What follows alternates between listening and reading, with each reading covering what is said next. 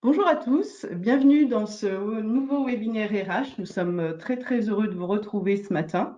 Donc, c'est un webinaire qui est consacré aujourd'hui à la prise de décision, comment sécuriser sa prise de décision, comment vous prenez vos décisions. Donc, comme vous le savez, nos webinaires RH sont à la croisée de l'organisation, de l'entreprise et des apports qu'on peut vous faire personnellement. Ce qui nous semblait important, c'était vraiment à la fois d'avoir des éléments pour votre organisation, votre structure, votre entreprise, et aussi avoir des éléments peut-être plus personnels en ces temps un petit peu difficiles, pour pouvoir repartir avec des trucs et astuces et être un petit peu mieux professionnellement dans cette période difficile. Donc, je suis Farid Attali, je suis chargée d'affaires RH au sein d'Auvergne-Rhône-Alpes Entreprises. Je suis accompagnée aujourd'hui d'Estelle Girard, chargée de communication. Bonjour Estelle. Donc, nous avons le plaisir d'accueillir Boris Numa-Demstoy et Maud Van Aray. Je vais les présenter dans quelques instants. Bonjour à vous deux. Bonjour. Bonjour. Donc, c'est le deuxième webinaire d'une série de 3 webinaires. Le premier a eu lieu le 5 février et le dernier aura lieu le 3 juin. L'idée, c'était de vous accompagner sur ce premier semestre pour vous aider dans cette période d'incertitude au niveau des ressources humaines, au niveau personnel, comme je le disais. Juste 2 mots sur Auvergne-Rhône-Alpes Entreprises pour savoir un petit peu d'où on parle. Auvergne-Rhône-Alpes Entreprises est une agence de développement économique. Nous accompagnons les entreprises industrielles et de services à l'industrie sur 5 domaines.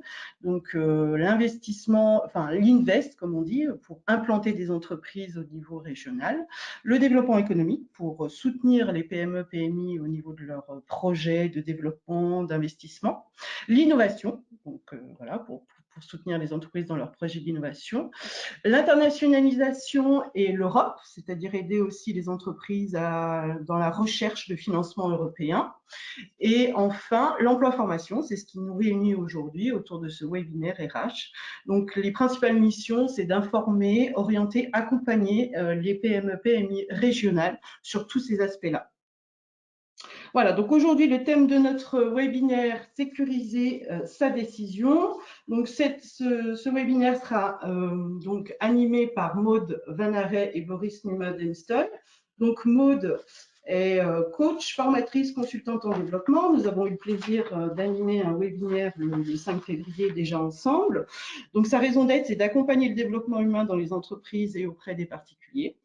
Donc pour gagner à la fois en efficacité et en congruence, et pour répondre aux besoins de la productivité et le sens, en s'appuyant donc sur des potentiels individuels et collectifs. Donc Maud est coach et elle a aussi beaucoup fait de management, en particulier dans les fonctions commerciales. Boris Numa-Demstoy est donc consultant et formateur en management, coach professionnel, docteur en sciences sociales. Sa raison d'être, c'est d'accompagner toutes les entreprises, toutes les organisations au niveau donc de l'économie sociale et solidaire, en particulier dans leur développement, les aider à se saisir de leur environnement, se positionner stratégiquement et développer des modes d'organisation adaptés à leurs objectifs. Nous sommes très heureux de vous accueillir ce matin. Merci, Alors, Farida. quelques rapides règles de fonctionnement. Vos micros sont coupés, mais vous avez la possibilité d'interagir au niveau du chat. Et Estelle sera votre voix, votre porte-parole via donc cet onglet chat. Et donc, ça nous permet aussi d'avoir un peu d'interactivité au niveau de ce webinaire. Avant de démarrer, on avait envie de savoir comment vous alliez. C'est un petit peu le rituel des webinaires. Voilà, mettez-nous un petit mot dans le chat pour savoir comment vous vous sentez en cette période si particulière. Voilà, comment vous vous sentez ce matin. Certes, il fait beau, mais au vu des annonces d'hier, voilà. On avait envie de savoir comment vous vous sentiez, comment ça allait ce matin. En tout cas, on espère qu'on va vous apporter des outils et des choses utiles dans votre quotidien. Estelle, tu nous diras un petit peu au niveau du chat comment les participants se sentent. Le chat. Donc ça va bien, sentiment d'être overbooké depuis un an, mais ça va. C'est dur de vivre en pointillé d'une annonce à l'autre, d'une action à l'autre. Ouais, effectivement. À chaque fois, on est suspendu aux lèvres de l'actualité. Très bien en ce qui me concerne, je suis très heureuse de participer à ce webinaire. C'est génial. On se sent bien car nous avons la chance d'être dans un secteur en croissance, mais lourd, de gérer les périodes de très haute activité baisse, les fluctuations avec manque de composants, absence de personnel, usage intensif des polyvalences intenses, mise à jour des protocoles, effectivement. Une charge administrative et juridique d'obligation avec des protocoles qui pèsent. Sentiment de fatigue et de lassitude, mais envie de rester positive et optimiste. C'est un peu l'état d'esprit de nos webinaires. Essayer de trouver des solutions ensemble, des ressources un peu personnelles dans ce contexte. Voilà, très mobilisé par la question RH, plus que jamais. D'accord, d'accord. Super. Alors, j'espère que j'ai oublié personne. Je descends. Voilà, ça va bien. OK. C'est dur, oui. Un petit peu difficile ce matin pour certains. Très bien. Une grande envie d'aller en montagne. Eh bien, il n'y a que le week-end de Pâques pour ça, j'allais dire. Il faut en profiter. Bien, merci pour vos partages. C'est important pour nous aussi parce que c'est vrai que dans ce genre de webinaire, l'interactivité est un peu plus difficile et voilà, on avait envie d'avoir un petit peu votre retour par rapport à ça. On vous avait demandé des informations à l'inscription et en particulier comment vous preniez vos décisions. Bon, alors, en grande majorité, donc on avait intuition, analyse, entourage, collègue, un mix des trois. Et ben, 90%, vous nous avez répondu un mix des trois. Donc, on verra quelles sont les incidences au niveau du webinaire. En tout cas, les sondages à l'inscription aident aussi nos intervenants pour façonner leur intervention. Et il y avait donc la question, quelles sont les principales difficultés que vous rencontrez lors de la prise de décision? Alors là, c'était très varié. Donc, il y a certains qui nous ont dit donc le doute, l'affect, renoncer à l'empathie, en fait, certains nous ont dit, mesurer le risque, par exemple, voilà, les difficultés rencontrées pour prendre une décision, avoir une vision complète des choix et des conséquences. Certains nous ont dit appui et compréhension de la direction. Comment être sûr de prendre la bonne décision? Voilà, le temps de maturation peut être un peu lent sur des choix stratégiques aussi. Je reprends un peu vos échanges. Donc, on avait fait un nuage de mots pour prendre un petit peu les mots-clés qui ressortaient. Réussir à bien capter les savoir-être, souvent, sont plus importants que les savoir-faire, certains nous ont dit. Décider en ayant le sentiment qu'il me manque des données. Donc, voilà les principales difficultés. L'indécision aussi pour certains.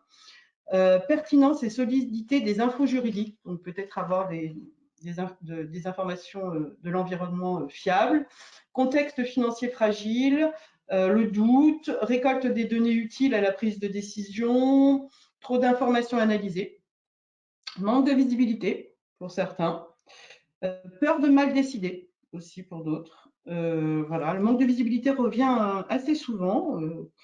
Le temps de récolter toutes les informations utiles et le trop d'informations aussi revient pas mal. Et à être sûr que tous les éléments sont pris en compte. Voilà, ça, ce sont des éléments qui ont permis un peu d'alimenter notre webinaire du jour. Et je passe tout de suite la parole à Boris Numa qui va nous expliciter un petit peu le contexte de ce webinaire. Boris, c'est à toi. Merci Farida. Alors effectivement, les sujets qui font couler autant d'encre et déchaînent autant les passions que la décision sont rares.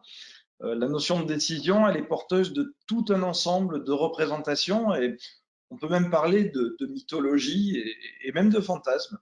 Dans le champ politique, il revient régulièrement la figure de l'homme providentiel, celui qui saura prendre les bonnes décisions, enfin, si tant est qu'il y en ait à prendre. Et dans le monde de l'entreprise, les choses sont assez proches. L'image est prégnante du chef d'entreprise visionnaire qui assure la réussite des équipes et qui change par sa vision la vie de ses clients. Avec des figures comme Elon Musk jusqu'au général de Gaulle, cette image, elle s'est imposée au point que l'on parle souvent de décideurs pour désigner les capitaines d'industrie ou les dirigeants politiques. C'est un petit peu comme si la capacité de décision était une forme de don. Pourtant, pour ce webinaire, aujourd'hui, il me semble important de désacraliser l'idée de décision. Après tout, qu'est-ce qu'il y a de plus banal qu'une décision? Vous avez décidé de vous inscrire à ce webinaire, merci. Vous avez peut-être même décidé de prendre un café avant de vous connecter et peut-être, on parlait de la montagne, vous commencez à décider de votre week-end. Donc, j'aimerais commencer par faire un petit auprès de vous. D'après vous, excuse-moi, est-ce qu'on peut avoir la diapo 9, s'il te plaît? Merci. Ouais. D'après vous, en quelle unité se compte le nombre de décisions que vous prenez chaque jour? Alors, on va lancer un petit sondage pour ça. Voilà. Je vais le lancer. Pardon, Voilà. Est-ce excuse-moi. que cela se compte en dizaines, en centaines, en milliers ou en dizaines de milliers?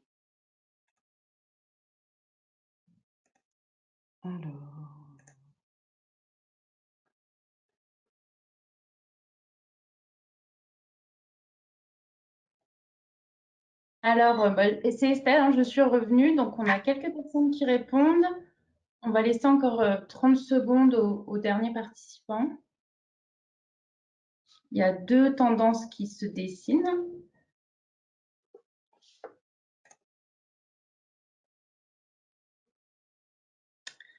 Alors, je vais arrêter le sondage. S'il y en a qui veulent répondre, c'est maintenant ou jamais. Hop, et je partage les réponses. Donc, on a 2 grosses tendances. Ce serait dizaines ou centaines. Alors, c'est intéressant et ça ouvre des perspectives pour parler de, peut-être plus tard dans les questions, de revenir sur la question du volume d'informations à traiter et de la lourdeur de la décision. La bonne réponse, c'est la réponse D. Il n'y a rien de plus banal que le fait de prendre des décisions et selon plusieurs études en psychologie, nous prenons bien des dizaines de milliers de décisions chaque jour. Et dans l'immense majorité, nous n'en avons pas conscience. Sinon, on n'arriverait pas tout simplement à gérer notre quotidien. Alors, quand on voit que la notion de décision est banale, on peut se dire pourquoi est-ce qu'il existe de telles représentations et une telle fascination pour la notion de décision? Eh bien, tout simplement parce que parfois, une décision précise va nous mettre en alerte. Une inquiétude, une vision soudaine des conséquences possibles. Et là, le fait, l'urgence de décider, la pression à décider remonte à notre conscience. Parfois, au contraire, nous nous retrouvons face à une difficulté et rétrospectivement, nous nous souvenons avoir pris la mauvaise décision sans en avoir anticipé les conséquences. Et enfin, il y a des situations où nous savons que nous prenons la mauvaise décision sur le long terme, mais à cet instant précis, une force invisible semble nous pousser à prendre la mauvaise décision. Alors, pourquoi est-ce que décider, c'est si difficile? Tout simplement parce que des travaux en psychologie, en neurosciences, ont mis en évidence que notre cerveau compte 2 circuits de décision séparés. Le premier, c'est un circuit rationnel et analytique qui est logé à l'avant du cerveau, dans ce qu'on appelle le néocortex, et qui a la particularité de ne pas réagir de manière réflexe, mais qui a besoin d'être activé consciemment. Et ensuite, dans le cerveau, il y a un circuit intuitif qui est logé sur les côtés, dans ce qu'on appelle les lobes pariétaux, et qui, lui, traite les informations de manière réflexe. Quand on veut décider, on espère tous être rationnel, maître de nous-mêmes. Malheureusement, les diverses études montrent que le circuit intuitif, c'est le circuit de décision par défaut et que passer par le circuit analytique, ça demande de la volonté, de l'énergie et surtout de la maîtrise de soi. Tout simplement parce que le système analytique, il est lent, il est fatigant, il ne nous permettrait pas de gérer les dizaines de milliers de décisions du quotidien et que parfois, la décision qui devrait être traitée analytique, de manière analytique, elle est embarquée dans le flot des autres, des dizaines de milliers d'autres décisions. C'est d'ici que vient le sentiment d'alerte face à une décision critique. Le niveau de stress augmente, le système analytique se met en route et il ne s'arrêtera que quand il n'aura plus de ressources, quand nous serons fatigués, que la bonne décision soit prise ou pas. Parfois, donc, sous l'effet de la fatigue, on peut prendre une décision par défaut, et c'est pas tant un manque de volonté que le signe d'un réel épuisement intellectuel. On a d'autres études qui disent qu'on prend statistiquement plus de mauvaises décisions l'après-midi que le matin. Ça peut paraître assez amusant, mais c'est une réalité médicale, une réalité qui a été établie de manière scientifique. La bonne nouvelle dans tout ça, c'est que nous pouvons agir pour rationaliser les décisions, préparer des outils analytiques à l'avance, définir des guides qui nous permettront de penser les décisions à froid quand on n'est pas dans le stress et quand notre néocortex sera disponible. La bonne nouvelle et le message de ce webinaire, un des messages de ce webinaire, c'est que la prise de décision, c'est une compétence qui se travaille comme toutes les autres. Alors, Boris, qu'est-ce que tu fais de l'intuition en fait? C'est un autre sujet aussi. L'intuition, c'est quelque chose de réel qui existe et qui s'entraîne aussi. L'intuition, c'est une expérience qui est tellement approfondie qu'elle est devenue un réflexe. Quand on est dans un environnement stable ou connu, comme un médecin qui diagnostique quasiment instantanément ou un pompier qui pressent les signes d'un retour de flamme, on peut parler d'intuition. Par contre, dans un milieu mouvant comme la finance, l'intuition perd de sa fiabilité face au nombre de variables et d'incertitudes. La capacité à décider, c'est toujours le fruit d'un apprentissage d'analogie, de situation, qu'elle soit consciente ou inconsciente. La capacité à décider, elle est intimement liée à notre perception du réel. Elle est composée d'informations, bien sûr, mais elle est largement orientée par notre interprétation des événements. Et comme le dit une phrase célèbre, la carte n'est pas le territoire. Un premier pas vers la sécurisation de la décision, c'est la prise de conscience face à nos représentations. Et Maude, je vais te laisser nous présenter ce sujet. Oui, merci Boris. En effet, la prise de conscience et le recul, c'est déjà comprendre qu'on est tous régis par nos représentations, qui peuvent être soit erronées ou ce qu'on appelle biaisées, et nous amener à prendre des mauvaises décisions, ou en tout cas des décisions qui ne sont pas optimales. Donc pour balayer rapidement ce concept en psychologie, il faut repartir en fait au temps des stoïciens, sujet qui n'est pas nouveau comme vous le voyez, et pour arriver aujourd'hui à l'approche cognitive et comportementale, et au coaching du même nom, qui pose plusieurs postulats. Donc le premier est que la perception de la réalité est impactée par les croyances, les pensées automatiques et ce qu'on appelle les biais cognitifs. Donc les croyances sont directement reliées à notre éducation, notre environnement social, nos expériences de vie et professionnelles bien sûr, et nous amènent à avoir des représentations de soi, des autres et du monde. Et il s'agit du coup de prendre conscience de ces croyances pour déterminer si elles sont aidantes ou non, parce qu'en fait, on a le choix d'y adhérer ou non. Donc, les pensées automatiques, elles permettent de déceler ces croyances. Donc, ce sont les premières pensées en fait qui me viennent dans une situation donnée et qui vont me faire réagir et agir en fonction de mes croyances. Donc, si ma croyance est aidante, la décision ira très certainement dans le bon sens. L'inverse est donc vrai, bien sûr. Donc, concrètement, je suis en entreprise face à une situation d'urgence et je dois prendre une décision immédiate. Donc, si ma croyance, c'est que je dois toujours prendre les bonnes décisions, que je n'ai pas le droit à l'erreur, par exemple, ou encore les bons vieux dictons dans lesquels on a pu baigner dès l'enfance, comme on n'est jamais mieux servi que par soi-même, une de mes pensées automatiques pourrait être « il faut absolument que je trouve la solution » ou « il ne faut pas que je me plante, sinon c'est la catastrophe », etc. Donc, ces pensées automatiques, elles vont donner une sorte de coloration à mes décisions et à mes actions. Et si je n'y fais pas attention, je pourrais être amenée à décider sans prise de recul ou analyse globale de la situation et sans faire le pas de côté qui est nécessaire au changement de regard et qui permet de s'appuyer sur des faits pour décider avec plus de conscience, si je peux dire. Donc, le deuxième postulat est que la pensée précède l'émotion et l'action. Donc, par conséquent, une représentation qui est erronée de la réalité, elle cause des troubles qui sont donc en partie internes. Bon, je ne vais pas trop m'attarder sur cette partie-là qui est un peu plus orientée psycho. Donc, sur le troisième postulat, c'est que les représentations et les comportements peuvent être remplacés par d'autres qui sont plus aidants, et notamment par le biais de la mise en place et en œuvre de plans d'action, notamment ce qu'on peut pratiquer dans un accompagnement en coaching professionnel, qui n'est qu'un exemple. Et enfin, le quatrième postulat est ce qu'on appelle la croyance d'exigence. Donc ça, c'est la croyance la plus importante et surtout la plus répandue, c'est-à-dire refuser que la réalité soit différente de nos représentations. L'exigence sur soi, sur les autres, sur le monde, en fait, elle peut faire l'objet d'un travail de ce qu'on appelle la flexibilisation, c'est-à-dire une sorte d'ouverture à d'autres représentations de la réalité. Donc, l'exigence, elle se traduit concrètement par ces fameuses pensées automatiques qui commencent par « je dois », il faut que mon désir soit satisfait ou qu'il ne se produise pas ce que je ne veux pas, en fait. Et c'est quoi les conséquences de ces pensées automatiques, Maude? En fait, il y a 3 conséquences principales qui sont assez néfastes. C'est la première, la catastrophisation.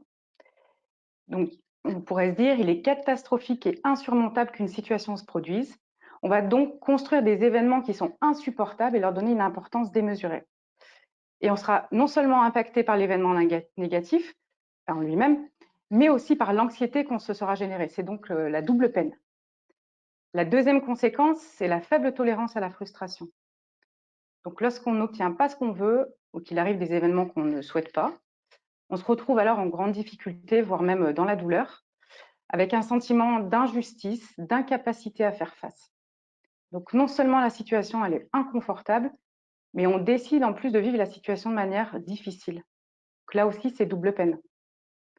En général, on aura tendance à considérer que l'origine de nos problèmes est plutôt externe, potentiellement à se victimiser, et considérer que le monde extérieur a le pouvoir de contrôle et qu'il est injuste. Donc en gros, on se dit les individus et les choses devraient être meilleurs que ce qu'ils sont. Et on risque fort par conséquent de rester dans cette sorte d'inconfort confortable plutôt que d'essayer de solutionner le problème et donc de prendre une décision. Et enfin, la troisième conséquence, c'est l'évaluation globale de soi, des autres et du monde, bien sûr. Une évaluation dans sa totalité, souvent négative, mais l'inverse peut aussi être vrai, de soi, avec ce qu'on appelle l'autodépréciation, ou d'une personne ou d'un groupe, sur la seule base de quelques actions ou faits. Donc cette évaluation, elle relève d'une sorte de refus d'être faillible et de posséder en fait une part de négatif en soi, comme pour les autres et le monde d'ailleurs, et donc une difficulté d'acceptation inconditionnelle de soi. En fait, ça reviendrait à considérer que je suis mes performances et compétences, par exemple, alors que ce que je fais et ce que je suis sont deux choses différentes, et que mes défauts, ils ne font pas mon être tout entier, et de la même manière que pour les autres. Donc, en synthèse, on en déduit donc que nos perceptions ne sont pas la réalité. Elles sont un assemblage de faits et de représentations qui les filtrent, les qualifient, les jugent et les déforment. Donc, ces interprétations, elles sont issues de deux types d'influences. Extérieures, donc la culture, les injonctions sociales. Intérieures, les croyances, les pensées automatiques, les biais cognitifs qui sont le processus que Boris vous développera par la suite. Et Maud, la question que j'ai envie de te poser, c'est comment on peut faire pour être plus juste en fait dans nos décisions. C'est beaucoup revenu sur les difficultés rencontrées pour la prise de décision, le peur de prendre un peu la mauvaise décision. Voilà, c'est une question que je me pose. Ok, et en fait, on interprète la réalité de manière permanente. Et heureusement, c'est pas toujours problématique. Cela le devient lorsque ces interprétations créent des émotions et des comportements contre-productifs. Donc, je vais vous développer ici l'outil l'outil de flexibilisation. Donc, dans l'approche cognitive, la flexibilisation de la pensée, elle permet d'être conscient de ses propres représentations, de s'ouvrir à d'autres, de suspendre son jugement et de choisir librement de les accepter ou non. Et dans l'approche comportementale, qui est travaillée de manière conjointe avec l'approche cognitive, il s'agit de mettre en place de manière consciente et volontaire des comportements aidants en remplacement de ceux qu'on a identifiés comme plutôt nuisibles. Donc l'objectif central de ce travail-là est l'autonomie et la responsabilisation au travers de l'acceptation des choses, de ce qu'on appelle l'orientation solution, mais j'évoquerai ça en dernière partie de webinaire. Donc la flexibilisation permet donc de passer de je dois à j'aimerais que. Ça peut paraître assez simple, mais en réalité c'est très efficace et ça amène à prendre davantage de recul, de clairvoyance et aussi communiquer de manière plus apaisée parce qu'on est un peu moins dans l'impératif en fait. Donc cette partie qui est assez orientée psychologie, elle permet aussi de comprendre les mécanismes de prise de décision à leurs racines pour déjouer les pièges et améliorer les résultats si possible. Et je pense ici notamment à l'aspect managérial. Faire des choix dans l'accompagnement managérial, ça nécessite aussi d'avoir conscience de ses propres prismes et croyances qui sont en fait vrais que pour nous-mêmes et qui peuvent expliquer en partie les incompréhensions des collaborateurs qui ont des croyances différentes, mais aussi les problèmes de communication de manière générale. Donc, avant de laisser la place à Boris pour la présentation des biais cognitifs, je voulais vous proposer ce matin un petit exercice assez rapide de démarrage de flexibilisation par ce qu'on appelle la diffusion cognitive. Donc, j'espère que ça vous plaira. Donc, c'est seulement quelques minutes. L'avantage, c'est que vous êtes chacun derrière votre cam, tranquille. Donc, pour ça, je vais vous demander si vous êtes OK. Donc, de prendre quelques instants pour lâcher prise. Donc, en suivant les consignes que je vais vous donner, vous positionnez dans un environnement, si possible, calme, de vous installer confortablement sur votre chaise en vous tenant droit et en laissant retomber vos épaules. Les deux pieds bien ancrés dans le sol, les mains posées sur vos cuisses et de fermer les yeux ou de fixer un point si vous préférez. À présent, prenez juste un moment pour observer comment vous êtes assis.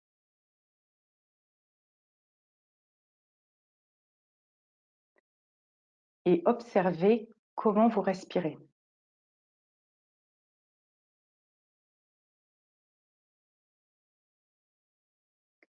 Et maintenant, pour les prochaines respirations, observez vraiment votre respiration. Étudiez-la, observez-la s'écouler, entrer et sortir.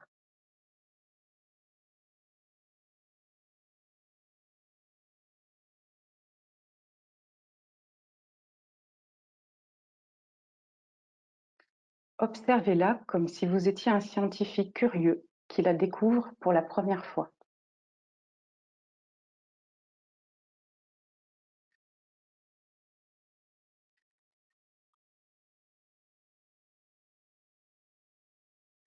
Maintenant, déplacez votre attention depuis votre respiration jusqu'à vos pensées et voyez si vous pouvez observer vos pensées.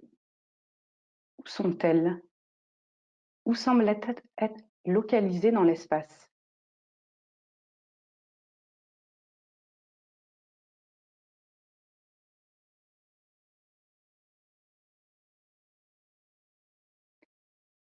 Si vos pensées étaient comme une voix, où serait cette voix? Au milieu de votre tête ou sur l'un des côtés?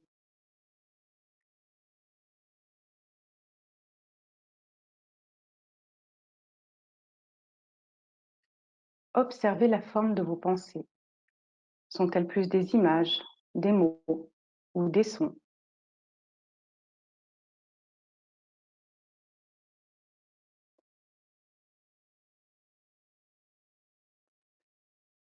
Vos pensées sont-elles mobiles ou non? Si elles le sont, à quelle vitesse et dans quelle direction?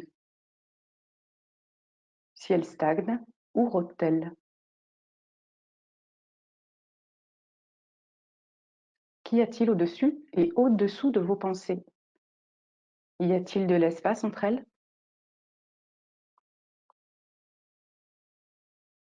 Pendant les prochains instants, observez vos pensées aller et venir, comme si vous étiez un scientifique curieux qui n'avait jamais vu une chose pareille auparavant.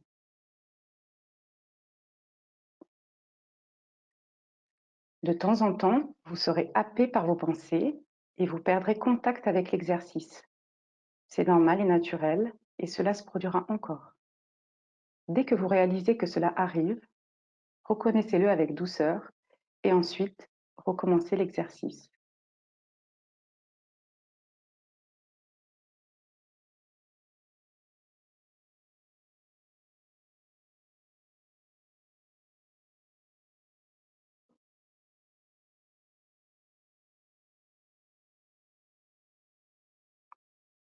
Ok, donc je vous laisse revenir tranquillement avec nous, rouvrir les yeux s'ils étaient fermés, vous étirer si besoin.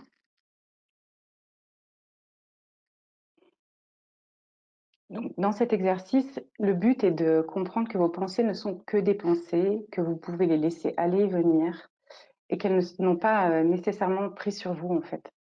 Cet exercice peut aussi permettre de prendre du recul avec des pensées difficiles, par exemple, et se détacher en partie de l'aspect émotionnel pour avoir davantage de clairvoyance face à nos prises de décision notamment. Donc, c'est un outil que j'utilise en coaching qui permet de démarrer le processus de flexibilisation. Donc, je vous remercie d'avoir joué le jeu. J'espère que ça vous a plu. Vous pouvez laisser vos commentaires dans le chat parce qu'on est en visio et c'est peut-être un petit peu moins évident. Et je vais laisser en attendant la parole à Boris pour aborder les biais cognitifs.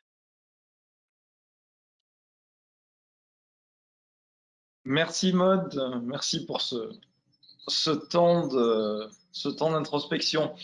Alors, Maud nous a parlé de la façon dont nous représentons la réalité, dont nous l'interprétons, et vous avez même expérimenté un premier outil pour en faire un outil, pour y travailler.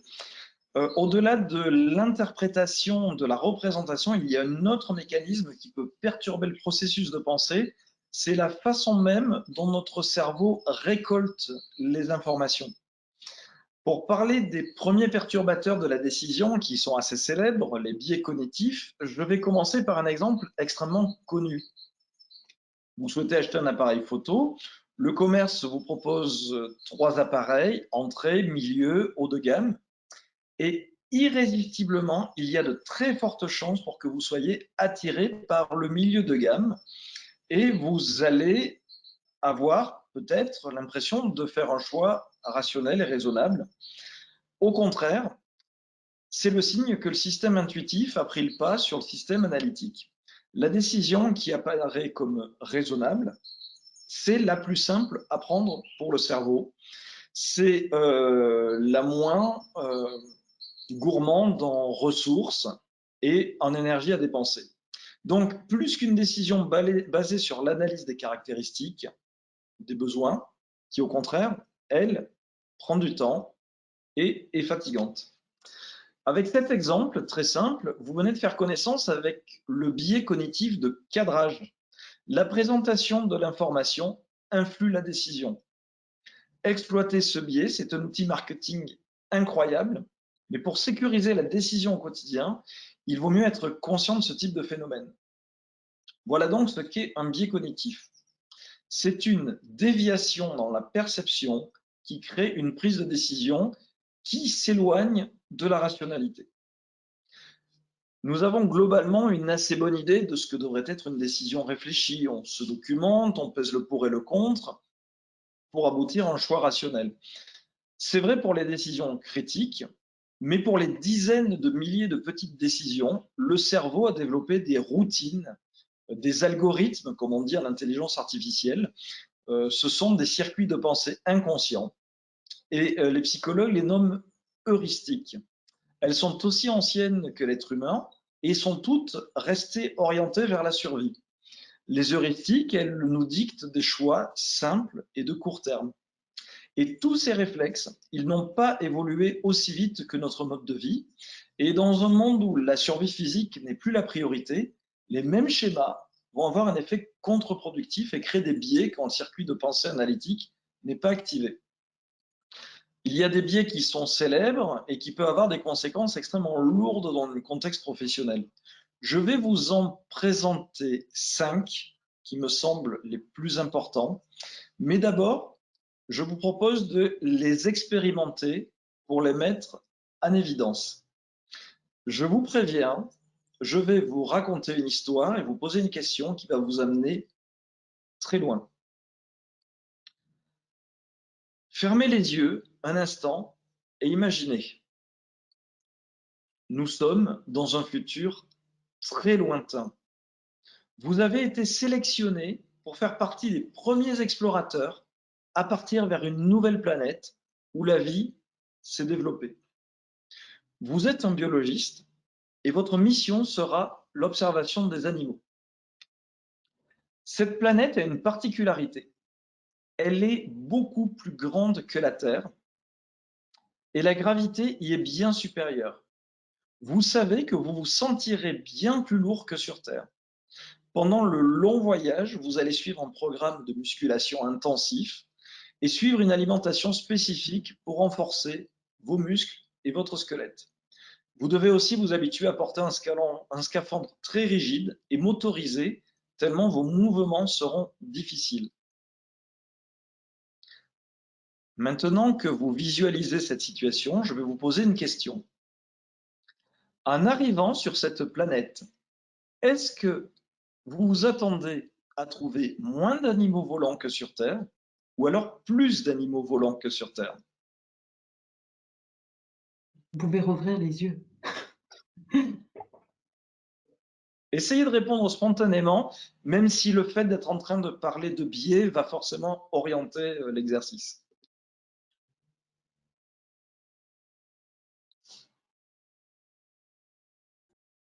Alors, on a une réponse qui se détache particulièrement. On va attendre que tout le monde réponde.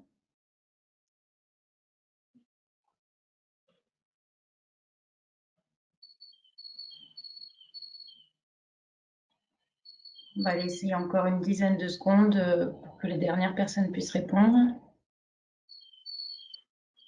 C'est bien, Boris, on entend les oiseaux. Ça nous permet de nous mettre dans l'ambiance. Oui, j'essaie de leur dire de partir ce matin, mais ils m'ont pas écouté. Ah non, surtout pas. Ok, donc j'arrête le sondage et j'affiche les réponses. Hop, je partage. Voilà. Alors, aussi surprenant que ça puisse paraître, je fais un peu de pub, il y a un superbe documentaire scientifique sur Netflix à ce sujet. La bonne réponse, c'est la réponse B. Tout simplement parce qu'il y a un élément qui n'est pas vulgarisé, qui n'est pas forcément apporté par les scientifiques au grand public, c'est que quand la gravité augmente, l'air est plus épais. Et c'est donc plus facile de voler. Et sur une telle planète, les animaux volants ressembleraient finalement plus à des poissons qu'à des oiseaux. Le documentaire s'appelle Atlas sur Netflix, pour ce que ça intéresse.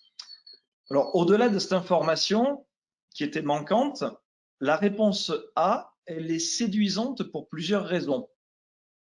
La notion de gravité dans nos représentations, elle est liée à coller au sol. Dans ma présentation, j'ai ancré l'idée de lourdeur, j'ai parlé de lourdeur, mais j'ai omis l'information que l'air était plus épais.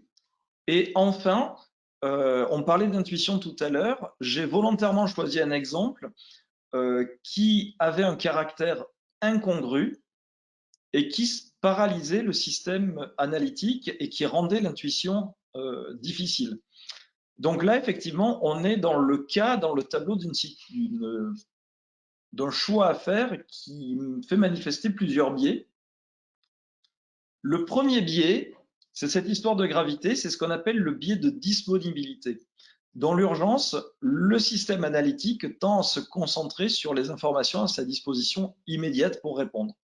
Des fois, on a tendance à comparer plusieurs hypothèses avec les données à notre disposition.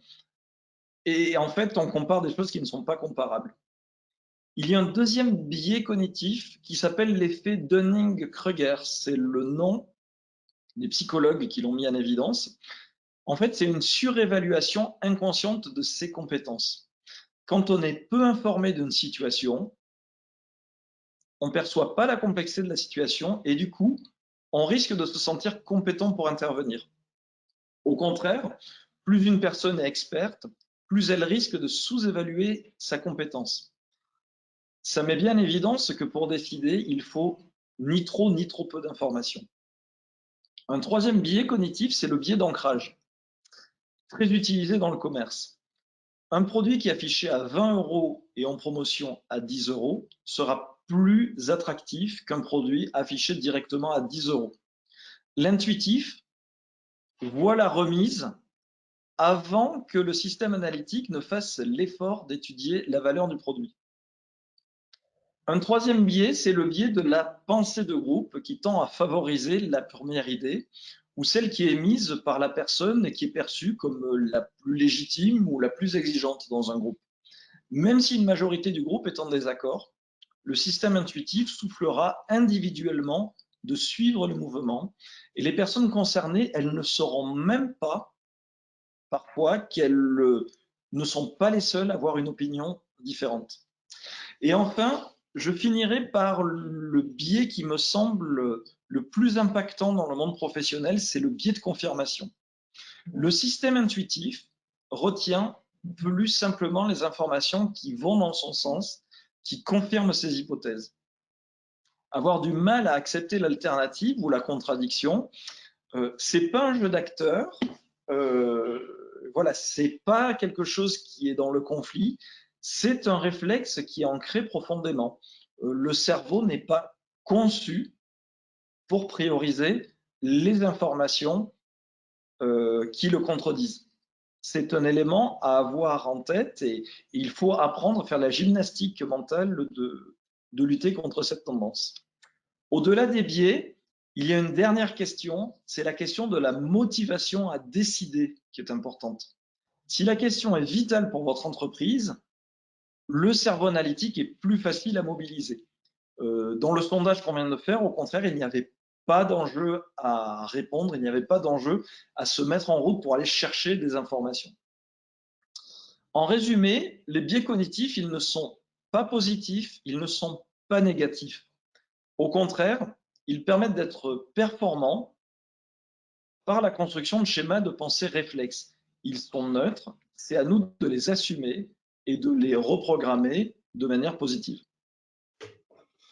N'hésitez pas à réagir dans le chat en nous postant un peu vos commentaires ou vos questions dès à présent, hein, qu'on prendra à la fin de l'intervention. Merci Boris pour l'explicitation de ces biais. Est-ce que tu peux nous donner, qu'est-ce que tu peux nous donner comme piste pour composer avec ces biais en fait? C'est un peu la question que tout le monde se pose. Voilà. Alors, il y a déjà des premières mesures d'urgence. C'est très important de prendre conscience des biais cognitifs. Rien que le fait de savoir et d'être lucide sur leur existence, ça aidera beaucoup les décisions. Mais déjà, il ne faut pas trop s'en inquiéter. Encore une fois, les biais sont neutres, ils peuvent se travailler. Donc voilà, pas d'inquiétude à avoir, il n'y a pas de fatalité. Deuxièmement, il ne faut pas chercher le biais qui pose problème. Ils sont toujours plusieurs à se manifester. Et enfin, troisièmement, quand on prend une mauvaise décision, c'est pas très utile, il n'y a pas un grand rendement à chercher une explication rétrospective. L'explication après coup, c'est elle-même un biais et parfois ça peut même aller jusqu'à externaliser les responsabilités. Et voilà, et ça peut servir aussi, pour certains, ça peut même servir d'excuse pour ne pas se remettre en question. Voilà, être conscient des biais, mais ne pas en faire une fatalité. Une fois ces préalables posés, on peut partir non pas à la chasse aux biais, mais on peut partir à les positiver. Et le meilleur levier pour dépasser les biais cognitifs, ce sont les autres. Il est plus facile d'être analytique sur les pensées des autres que sur les siennes. C'est donc une bonne nouvelle. Autant on peut parfois être prisonnier de ses propres biais, ou alors lutter contre eux, avoir du mal à s'en défaire, autant on est plus facilement en perception et en action de ceux des autres. Dans une équipe de travail, la première pratique pour sécuriser la décision, c'est de partager la notion de biais, de s'en informer en commun et de définir une règle tacite de fonctionnement qui autorise chacun à s'alerter les uns les autres. S'autoriser mutuellement à se dire « est-ce que tu n'es pas en train de tomber dans tel biais ?» Le seul préalable, c'est de développer, et c'est pas facile, c'est de développer dans une équipe une culture de liberté de prise de parole. On pourrait même parler de devoir de prise de parole qui ne dérive pas d'une contradiction de principe ou d'un conflit de personnes. On pourrait poser comme règle que l'alternative doit être exposée pour lutter contre le biais de pensée de groupe. La prise en compte des biais cognitifs, c'est donc un sujet qui est éminemment managérial et qui doit être mis en œuvre pour l'ensemble d'une entreprise via un service de ressources humaines qui va impulser les pratiques managériales. Voilà pour les premiers pas vers la sécurisation de la décision. C'est des premiers pas qui ont énormément d'effets. Ça va fluidifier les échanges, ça va créer une garantie pour les multiples petites décisions du quotidien et ça va positiver aussi les petites décisions inconscientes. On reviendra aux décisions critiques plus tard. Là, il va falloir mettre en œuvre des outils, des processus. Mais d'abord, je vais laisser la parole à Maud pour un sujet qui est important. C'est la question de savoir comment décider ensemble de comment on va décider. Oui, merci Boris. En effet, l'objectif maintenant est de poser les bases d'une démarche de prise de décision qui prenne en compte l'existence des biais. Donc, toutes les erreurs, elles ne sont pas imputables aux biais, heureusement. Elles peuvent aussi venir, et là je vais dire malheureusement, de l'incompétence, de l'inattention ou de la malhonnêteté tout simplement. Donc, quand certaines erreurs semblent venir d'un biais, on va éviter d'en tirer des enseignements avant d'avoir vérifié que ce ne sont pas des cas isolés. En fait, l'idée, c'est plutôt comment, une fois qu'on connaît l'existence de ces biais, on peut en tenir compte dans nos décisions. Est-ce qu'on peut éviter de tomber dans les pièges qu'ils nous tendent? Donc, il y a différentes possibilités qui sont envisageables, mais je vais plutôt aborder ici l'exploitation de ces biais en améliorant nos propres décisions et en prenant en compte ces biais. Donc, dans une entreprise, en fait, les biais sont souvent exacerbés par l'organisation elle-même. On doit donc commencer par admettre qu'on ne pourra jamais seul être des décideurs optimaux. Et ensuite, mettre en place des méthodes qui vont permettre à nos organisations de pallier nos propres déficiences, entre guillemets. Pour mieux décider, on doit donc d'abord décider comment décider, en quelque sorte. Si la connaissance théorique de nos biais et l'introspection personnelle suffisaient à améliorer nos décisions, après 40 ans de démarrage sur les travaux sur les biais, on serait déjà sans doute en voie d'amélioration. Par contre, ce constat soulève une difficulté logique. Même si les erreurs de décision sont très fréquentes, elles ne sont pas, et c'est tant mieux, universelles. Mais, Maud, si on est toujours biaisé, si les biais causent toujours des erreurs, on peut se demander, est-ce qu'on n'est pas tout le temps dans l'erreur en fait? La réponse à cette question, on va le voir, ne résout pas seulement une difficulté théorique. Elle va nous mettre sur la piste de solutions pour prendre des meilleures décisions. Donc, le principe de la méthode pour améliorer la prise de décision consiste dans un premier temps à changer l'environnement de la décision et, j'allais dire, non pas le ou les décideurs. La première condition pour opérer ce changement, elle est assez évidente. Si on veut modifier l'environnement de la décision et faire en sorte que la décision soit celle de l'organisation et non seulement celle du leader, ce dernier ne doit pas la prendre tout seul. Donc, car les autres vont voir nos biais, comme le disait Boris tout à l'heure, contrairement à nous. Donc, l'art de décider aura donc une dimension collective, mais pas seulement, car les décisions de groupe ne sont pas toujours les meilleures. À cela, il faut ajouter de la méthode. Donc, éviter de prendre une décision précipitée, se forcer à refuser un choix binaire et générer plusieurs options, encourager l'expression de points de vue divers et contradictoires sur les options et leurs combinaisons possibles, accepter que les personnes changent d'avis et chercher des informations pour tester les réactions que susciteraient les différentes options. Donc, il existe de nombreuses méthodes dans les entreprises pour assurer la qualité du produit fini ou tout simplement une checklist de normes et procédures pour commander des fournitures de bureau. Mais étonnamment, pas de méthode pour la prise de décision et notamment stratégique. Donc, en exemple, le collectif et la méthode sont utilisés pour prendre des décisions dans les domaines de la justice, de l'espace, de l'aviation, de la chirurgie, etc. Alors, pourquoi pas dans nos entreprises? Donc, la qualité de la décision, elle se conjugue aussi, et bien sûr, avec la chance, le niveau de risque assumé et le talent dans l'exécution. il est assez hasardeux de conclure que le bon ou le mauvais résultat s'explique par la bonne ou mauvaise décision initiale. Mais en fait, je crois qu'on renoncera jamais à juger les décisions sur les résultats. C'est même un des dogmes managériaux établis, c'est le résultat qui compte. Donc, la méthode, au fond, c'est rien de plus qu'une bonne réunion, bien gérée, animée par des managers ouverts, sachant faire preuve de recul et de discernement. Donc, il ne s'agit pas d'une usine à gaz.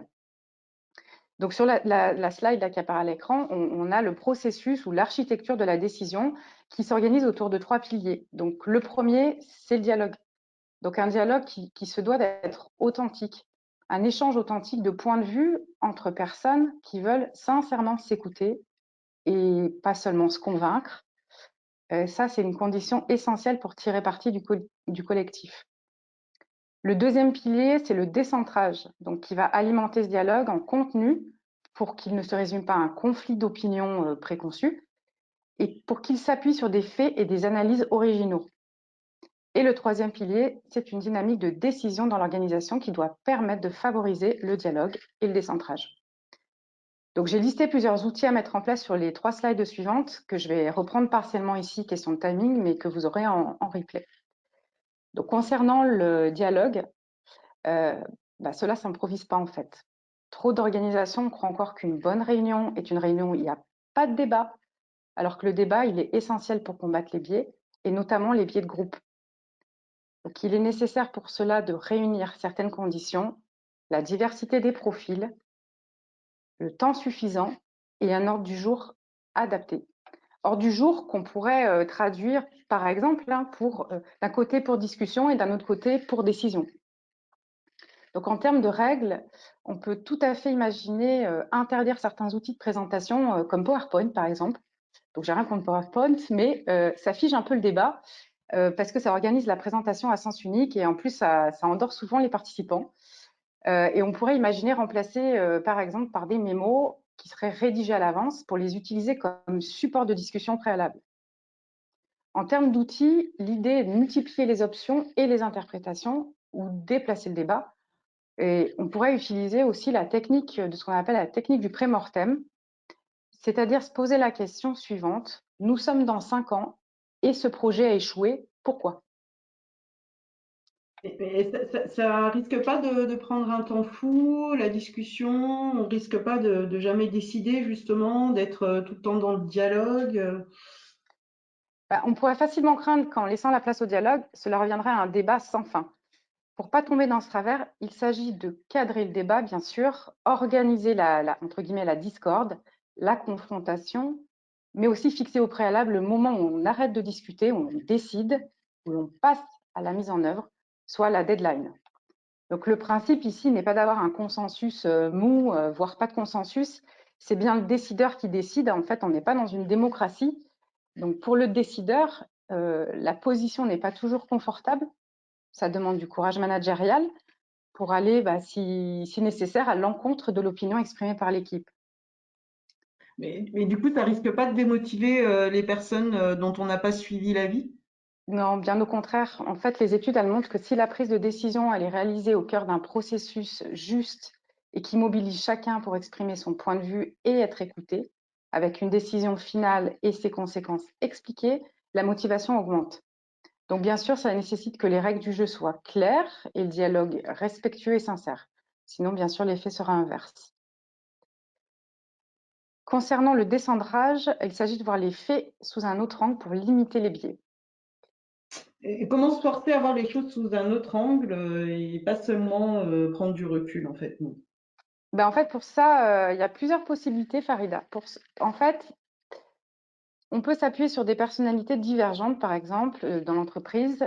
Donc, il s'agit là de cultiver les différences en acceptant la pensée rebelle et en intégrant les résultats des échanges à la prise de décision stratégique.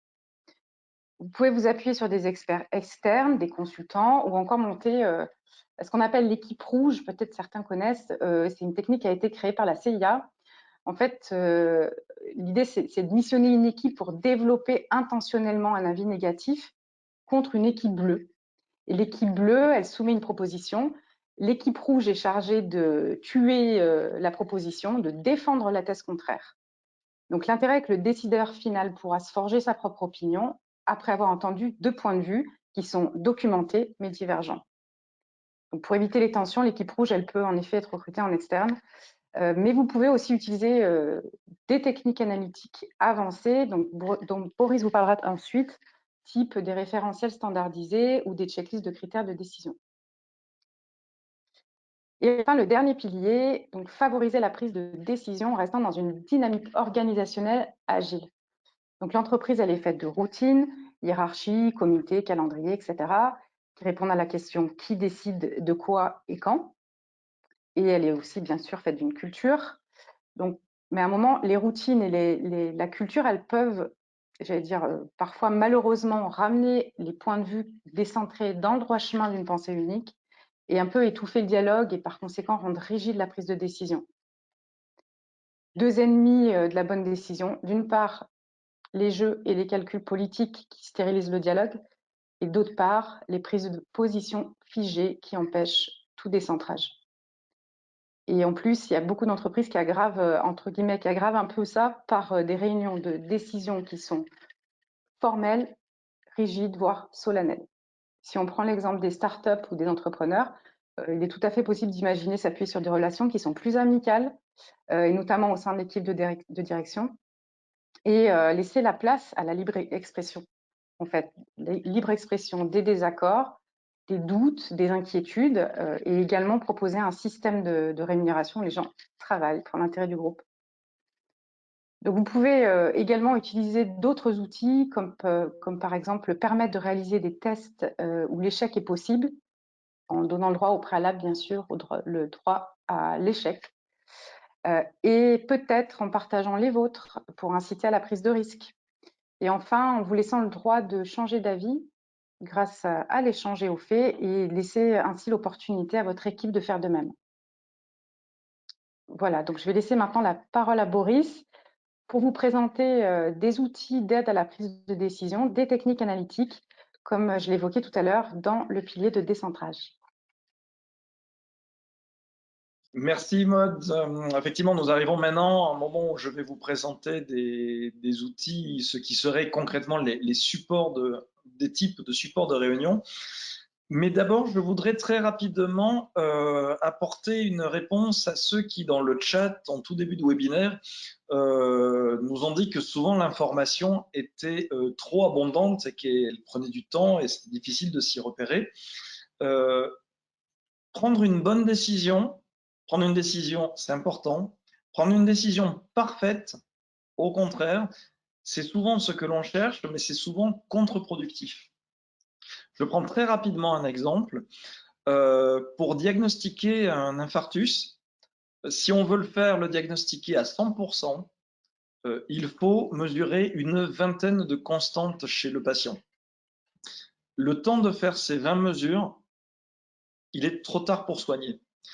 Les urgentistes ont développé des protocoles où on tombe à 80 ou 90% de fiabilité dans le diagnostic, mais en mesurant uniquement 3 constantes.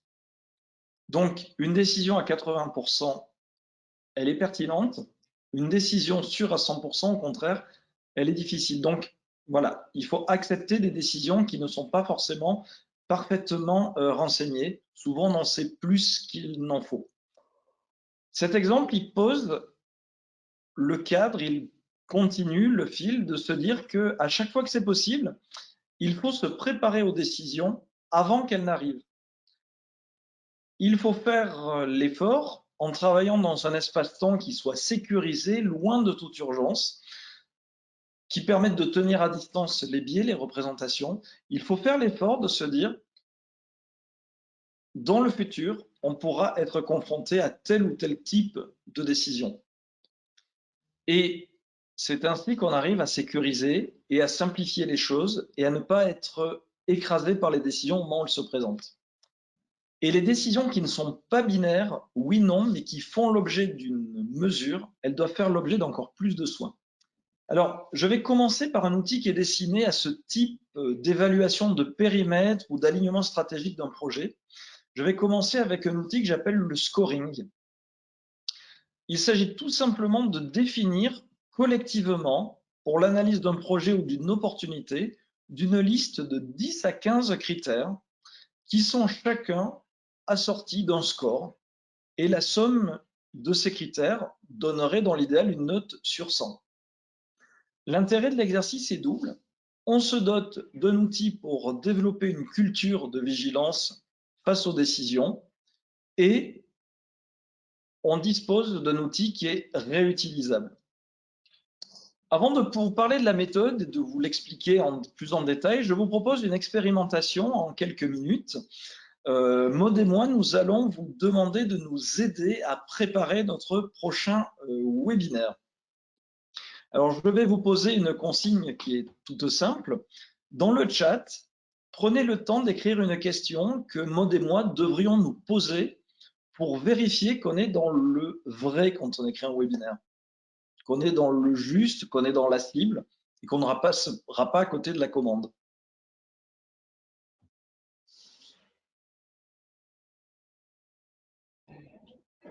Alors, on va laisser quelques instants aux gens le temps aux gens de pouvoir poser leurs questions.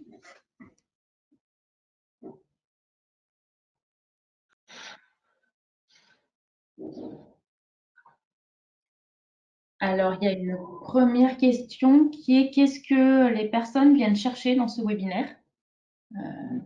Voilà. Ensuite, il y en a une autre qui est qu'attendent les spectateurs, c'est à peu près la même chose. Une autre suggestion, c'est anticiper les questions qui sont susceptibles d'être posées. On revient sur les besoins des participants. Aussi, est-ce que j'ai bien répondu à tous les éléments du cahier des charges? Est-ce que j'ai bien compris le texte? Veiller à la qualité de la présentation. Est-ce qu'il y a d'autres réponses? Quels sont les besoins d'interaction pendant le webinaire? Avec quoi les personnes doivent-elles repartir? Quel est le message final?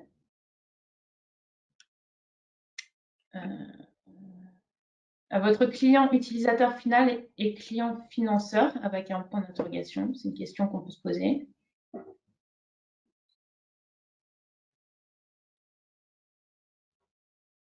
Alors attendez, j'ai d'autres questions.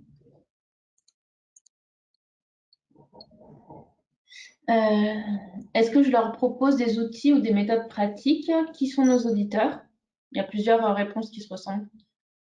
Ouais. Bah alors, c'est le but. Là, on a déjà beaucoup de matière pour une première expérimentation. C'était exactement le but de l'exercice.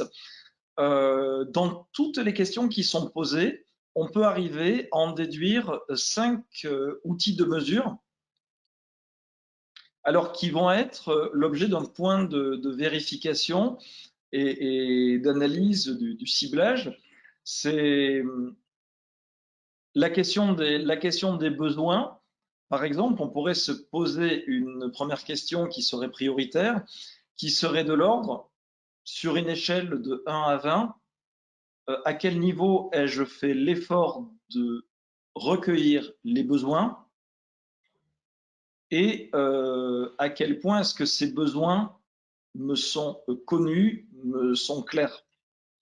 On pourrait avoir une deuxième question, par exemple, qui est intéressante, qui est la question de la solution concrète. La question de se dire, est-ce que les outils que je transmets sont utilisables facilement?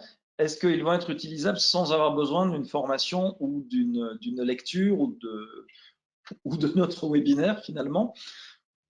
C'est une question importante. Il y a une autre question qui est ressortie qui est particulièrement intéressante, qui peut être très chiffrée, qui peut être intéressante, c'est la question du vocabulaire.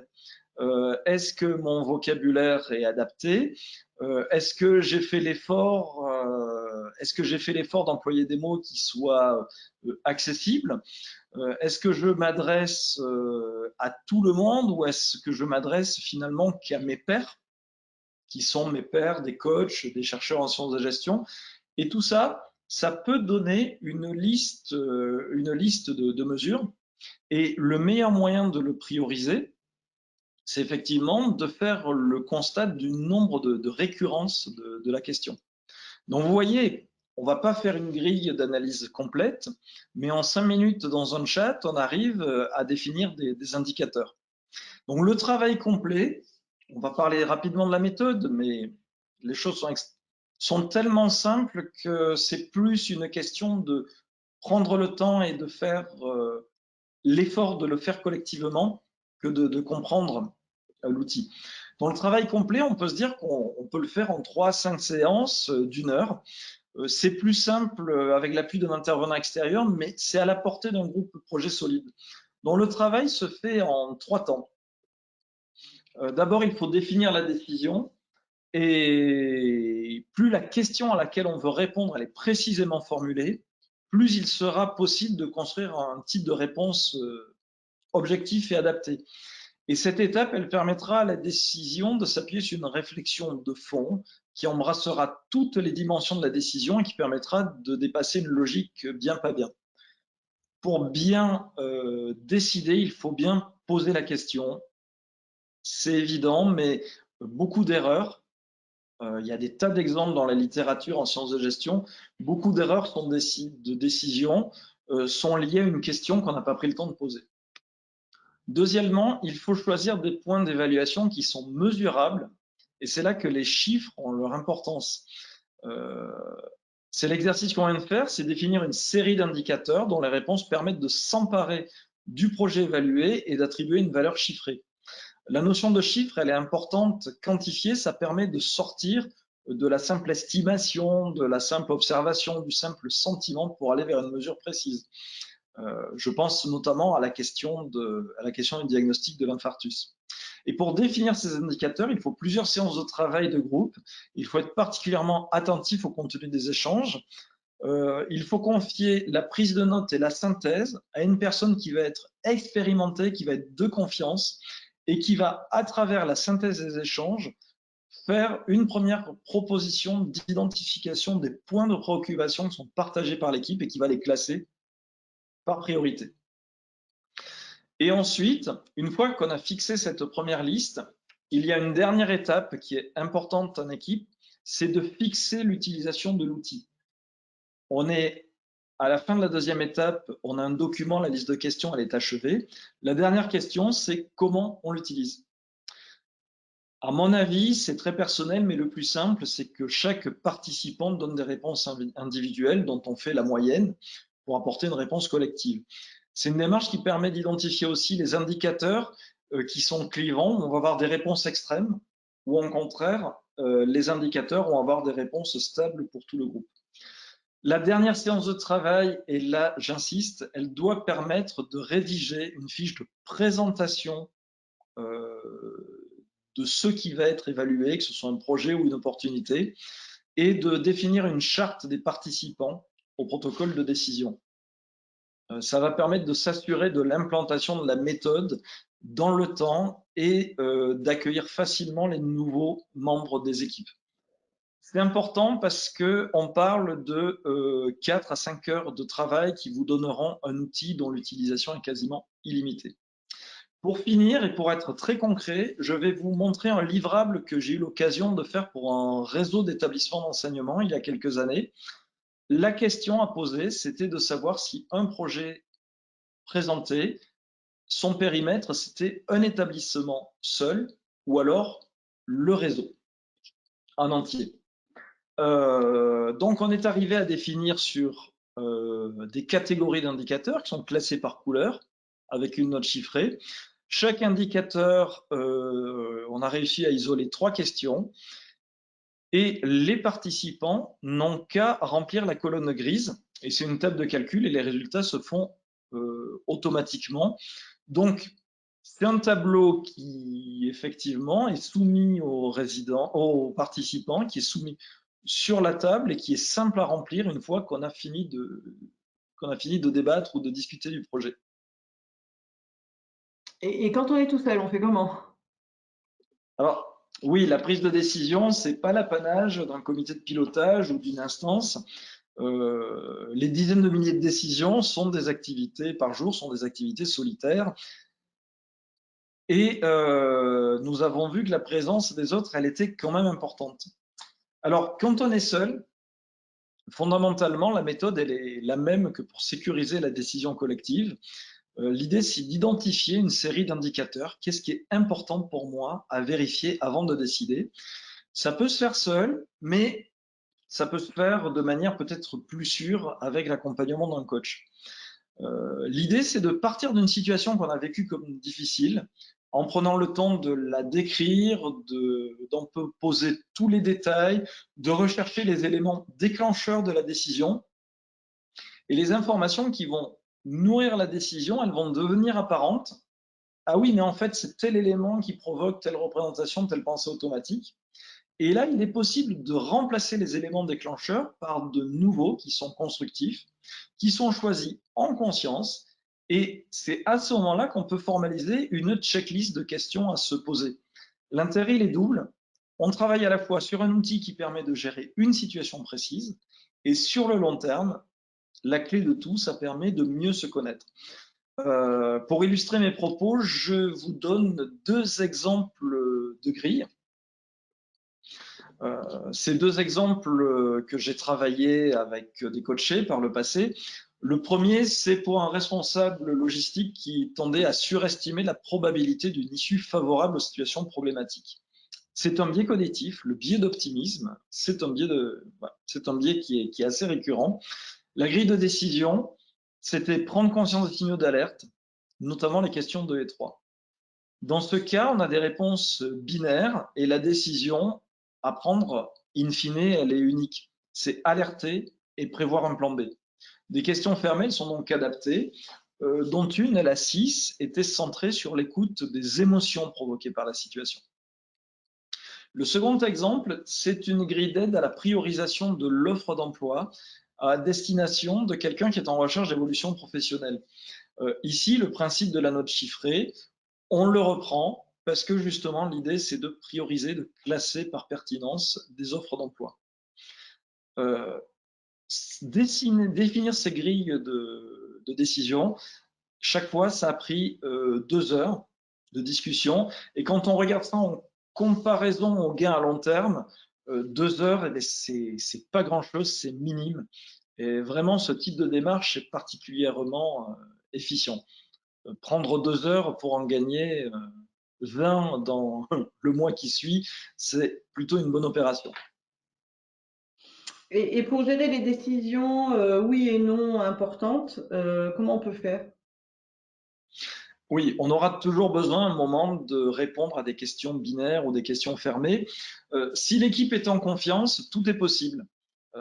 J'ai qu'une seule proposition à faire, c'est de s'inspirer des cultures professionnelles où la contradiction est non seulement acceptée, mais recherchée et valorisée. On peut avoir certains exemples qui sont issus de la décision collective, les exemples que tu prenais, Maud, la justice par exemple. Si vous voulez nourrir la décision en comité de direction ou valider ou non, pour valider ou non par exemple le lancement d'un produit ou la validation d'une fusion-acquisition, pourquoi ne pas reprendre l'idée d'équipe rouge, une équipe bleue chargée de plaider en faveur du projet, une équipe rouge chargée de le disqualifier. Des grandes entreprises ont parfois recours à 2 cabinets de conseil très différents, chacun chargé d'une des 2 missions. On a des grands noms de la finance qui sont même réputés pour y avoir recours en poussant le bouchon jusqu'à ne rémunérer que le cabinet qui l'a convaincu par ses arguments. Donc, entre le scoring et la checklist, on a 2 outils qui sont efficaces. Vous pouvez les approprier, vous pouvez vous y entraîner, mais il nécessite d'abord de développer une culture centrée sur la résolution des problèmes plutôt que sur le centrage sur les problèmes eux-mêmes. Et c'est une question de point de vue qui est essentielle et que nous souhaitons vous livrer en conclusion. Et Maud, je vais te laisser la parole. Oui, alors je vais conclure ce webinaire en vous laissant juste quelques instants pour réfléchir à une problématique à laquelle vous êtes confrontés en ce moment. Que cela soit un sujet RH ou pas, d'ailleurs, peut-être une situation personnelle, peu importe. En tout cas, un sujet délicat auquel vous êtes confronté et qui vous demande de prendre une décision. Donc, vous pouvez vous noter une phrase devant vous qui le synthétise, vous le gardez en tête, comme vous le souhaitez. Donc, je vous laisse juste quelques instants. Et du coup, maintenant que vous avez votre problématique en tête, j'aimerais vous poser une question d'imagination. Donc, supposez que vous rentriez tous chez vous après votre journée de travail ou fermiez votre PC pour celles et ceux qui sont déjà à la maison, que vous alliez vous coucher à l'heure habituelle et que vous vous endormiez. Pendant que vous dormez, un miracle survient et le problème que vous avez en tête est résolu juste comme ça. Cependant, puisque vous dormiez, vous n'êtes pas au courant qu'un miracle est arrivé. Et donc, quels sont les premiers petits signes qui vont vous indiquer le lendemain qu'il s'est produit un miracle pendant la nuit et que votre problème est résolu? À quoi le voyez-vous? Donc, je vous laisse réfléchir quelques instants.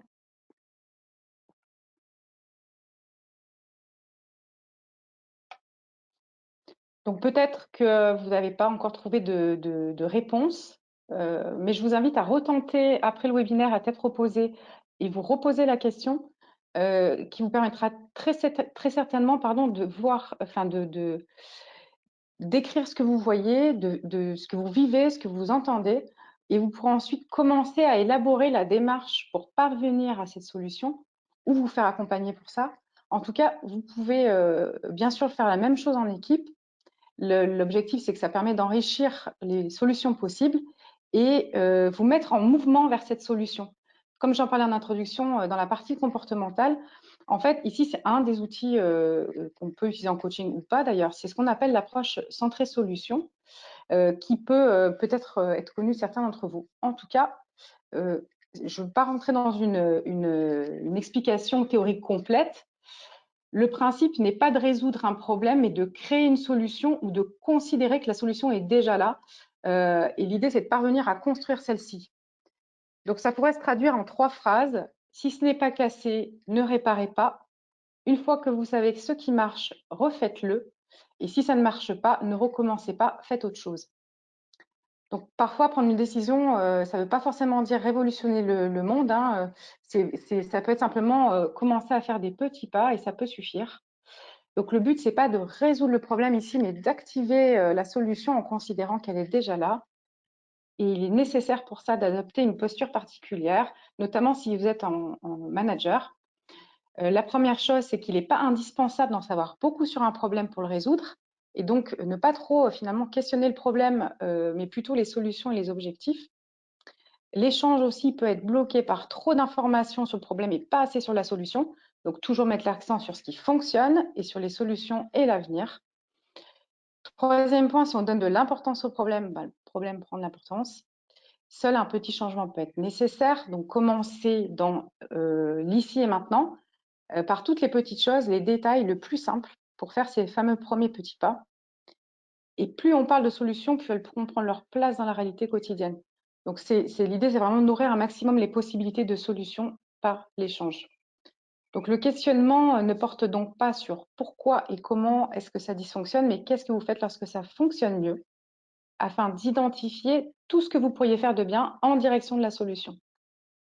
Donc, j'ai abordé cette approche centrée solution en conclusion parce que ça me paraissait important de souligner que la prise de décision, elle est parfois diabolisée et ce sont parfois les choses les plus simples et évidentes qui fonctionnent lorsqu'on prend peut-être tout simplement le temps de les regarder et d'imaginer que c'est possible.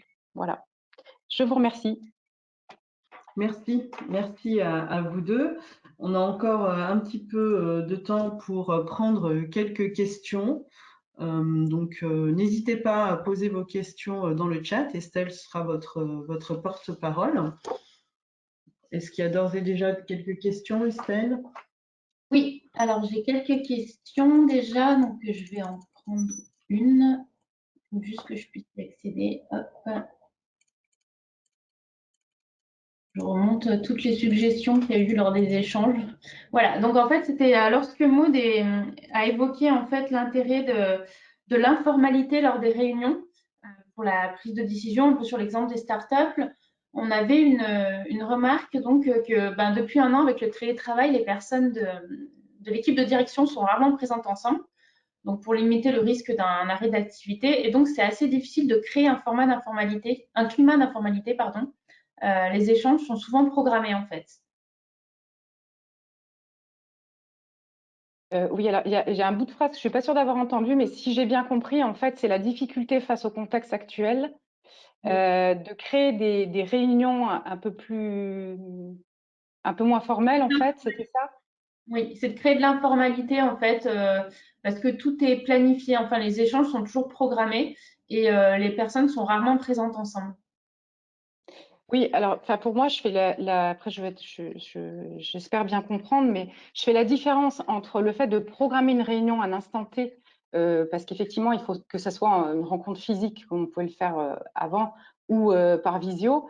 En fait, c'est finalement ça change pas. C'est pas tant le fait de programmer le souci, c'est plutôt ce qu'on y met à l'intérieur et l'échange, la façon de communiquer, en fait, pour moi, qui fait la différence. C'est-à-dire s'autoriser peut-être à être un peu plus soi, à être un peu plus dans j'allais dire dans l'authenticité des échanges, si toutefois c'est possible. Mais c'était un peu cette idée-là, plus que le fait que ça soit programmé ou non, en fait. Je ne sais pas si ça répond à la question. Alors, la personne n'a pas, enfin, j'ai pas le retour de la personne, mais j'imagine que oui. Enfin, oui, je pense que oui. Oui, c'est bon. Elle confirme que ça répond à sa question. Ok, Donc, merci. j'ai une autre question d'une personne qui demande que pensez-vous de la méthode de l'élection sans candidat? Je pense que ça reste peut-être. Alors, c'est une question qui vient d'arriver, donc je ne sais pas si c'est à Boris ou Maud la question qu'elle s'adresse, mais. Ah, mais voilà, je veux bien voilà, je veux bien y répondre. Effectivement, c'est quelque chose qu'on peut voir dans certaines cultures professionnelles. Voilà, c'est une façon d'être sûr qu'un projet sera porté, sera revendiqué par un porteur de projet qui a une ambition pour le collectif et pas une ambition personnelle. Voilà, ça c'est toujours, il y a toujours un enjeu personnel dans l'enjeu collectif. C'est une façon de le tenir à distance. Donc, en soi, c'est bien. Par contre, il y a un point d'alerte, un point de vigilance. J'ai le souvenir d'avoir vu une situation où l'élection sans candidat a désigné des personnes qui n'étaient ni prévenues, ni forcément consentantes à la démarche de l'élection même.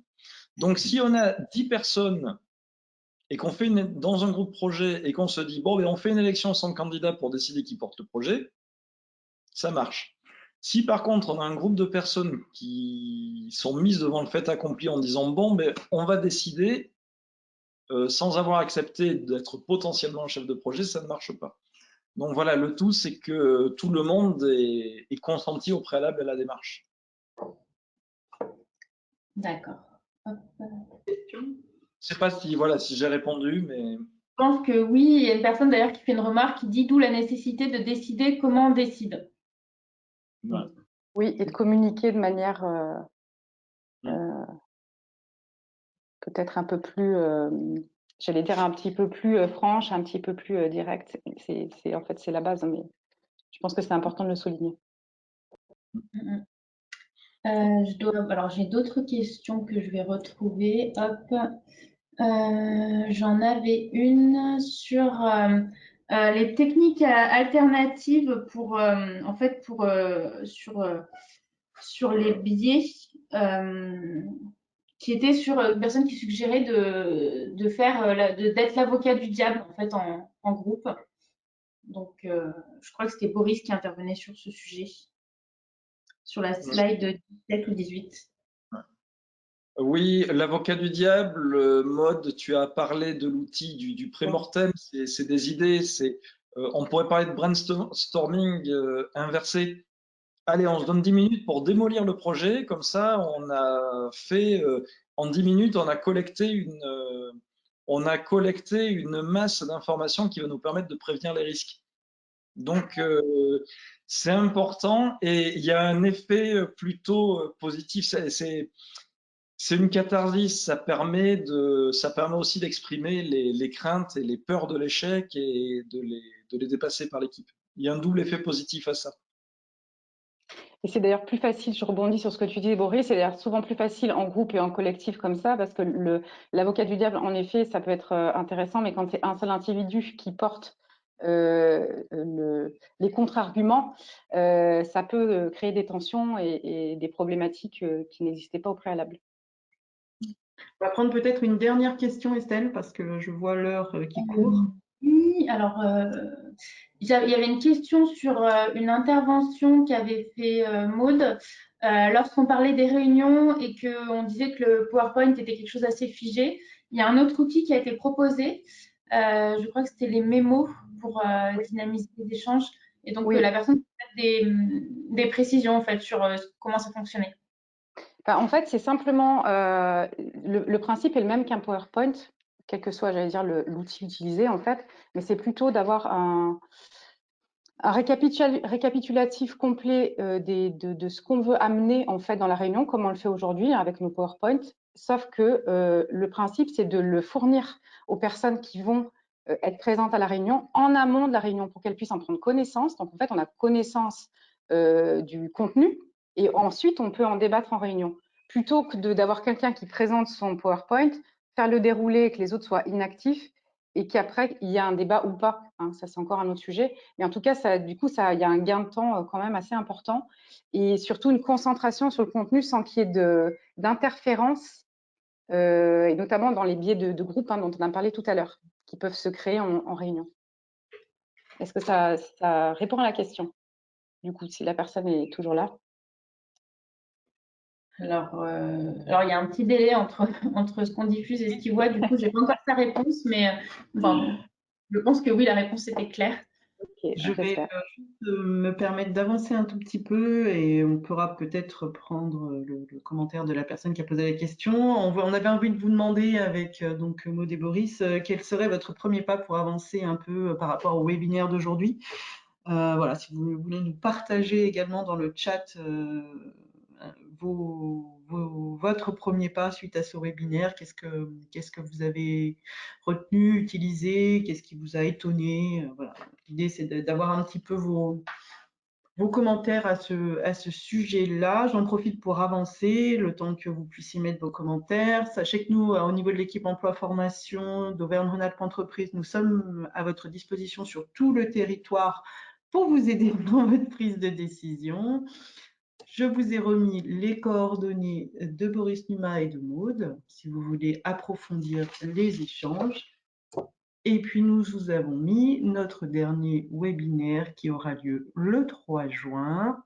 Vous pouvez d'ores et déjà vous inscrire sur le thème de la résilience pragmatique qui clôturera le parcours de ce premier semestre. Estelle, est-ce qu'il y a des commentaires, des questions? Oui. Alors, au niveau des premiers pas, alors on a eu des remarques, des suggestions comme recenser les biais pour en avoir conscience, décider le matin, ou encore être plus naturel dans ces échanges en vue d'une prise de décision. Après, c'est des commentaires sur le fait que les échanges étaient intéressants, des remerciements auprès des intervenants. Merci. Voilà, on a aussi une question sur est-ce que le support sera partagé? Donc oui, on vous l'envoie par mail. J'en profite pour donner l'information. Il y aura un replay et il y aura effectivement le PowerPoint de partager. Je pense qu'il est temps de clôturer, Estelle. Pardon. Non, c'était juste une autre personne qui proposait un premier pas, comme utiliser l'outil de scoring pour les décisions à enjeu. Voilà. Super. Bon, il me reste à vous remercier. Un grand merci à nos deux intervenants, Boris Numa et Maude, qu'on retrouvera donc le 3 juin. Merci Estelle. Merci à tous les participants qui ont été nombreux et qui sont restés jusqu'au bout. Et puis, on sera très heureux de vous retrouver le 3 juin pour clôturer ce cycle. Merci. Merci. Merci, au revoir. Merci à tous. Merci à tous. Bon appétit. À bientôt. Au revoir. Auvergne-Rhône-Alpes Entreprises. L'industrie est notre richesse.